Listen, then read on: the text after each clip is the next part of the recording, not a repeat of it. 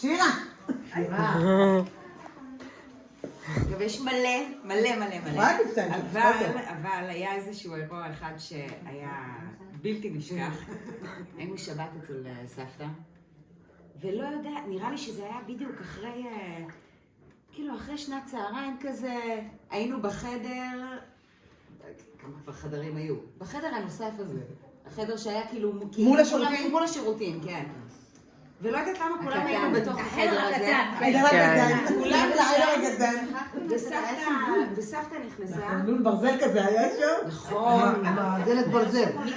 היה מיטת ברזל כזה. אחרי ארוחת צהריים, עניינים, כיתה מלאה.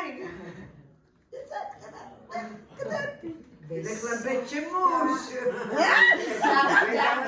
התגלגלה. די. באמת, רבע שעה 20 דקות. בחיים לא ראיתי אותה ככה צוחקת. וואי, איזה קטע. לא. זה הבן אדם הכי צפוי. כולנו בחדר. לא מפסיקים לצחוק. זה היה מטורף. וואו. הייתי בטוחה שתגידי גם על הצלחת הצלחת, בגלל זה אני אומרת, יש מלא כאילו האלומיניום. כן, כן. אני עדיין מחפשת כזו בדיוק, כן.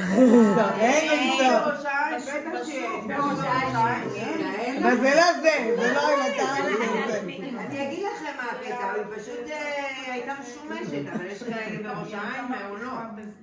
אבל לא ברמת. ממש.